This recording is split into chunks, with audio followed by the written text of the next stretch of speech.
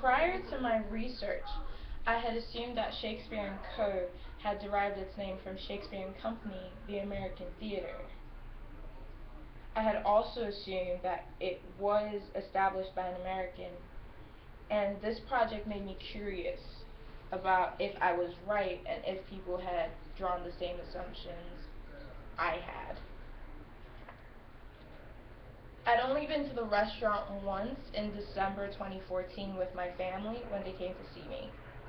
My goal was to correct any incorrect assumptions I had and to know for sure if the restaurant was just borrowing off of the fame of Shakespeare and the theatrical company.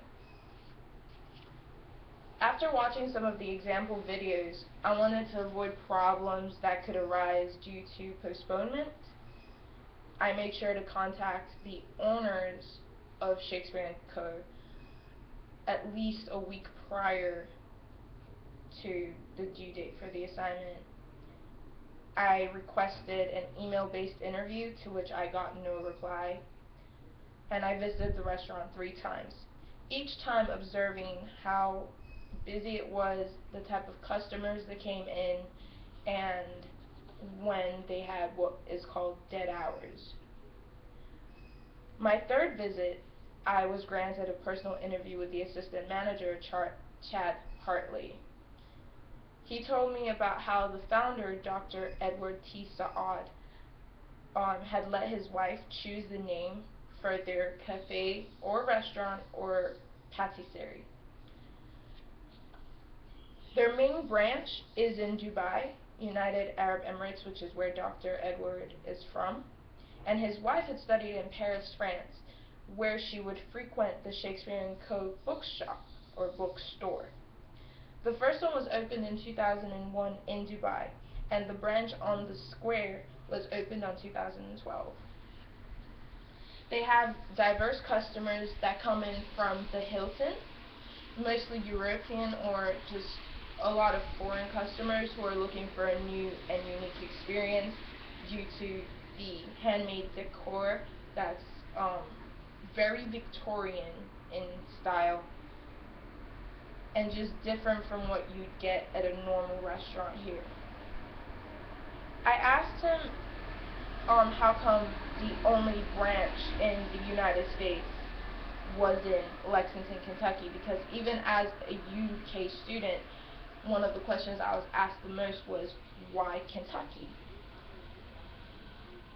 Mr. Hartley explained that Dr. Saad had studied at the University of Kentucky and therefore wanted the first branch in the U.S. to be close to its campus, which is kind of sweet.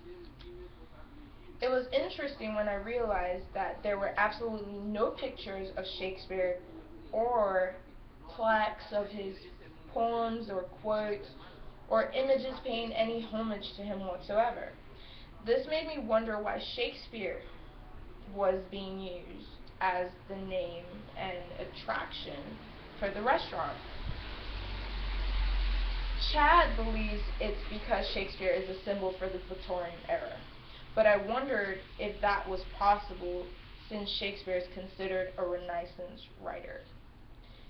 This led me to doing more research on Shakespeare, the man, the writer, and someone I thought I knew well since I was such an avid reader of his works growing up.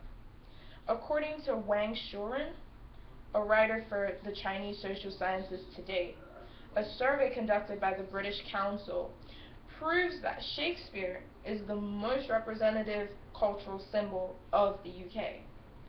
He was also born in the period when the UK's national power was increasing.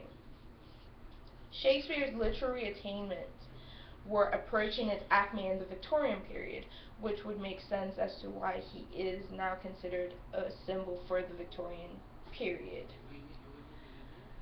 As for Shakespeare & Co., it has been called one of the best homegrown brands of the 21st century and has received numerous awards like the Best Middle East and North Africa Franchise Brand, given to them in 2014 by the Middle East and North Africa Association. In conclusion, my analysis led me to find the real inspiration behind the restaurant's name. It also reaffirmed my personal belief that no matter what you think you know, there's always room for improvement. Finally, many of the people I asked about their assumptions about the restaurant claimed they didn't even know the theater company, including the assistant manager. Thank you.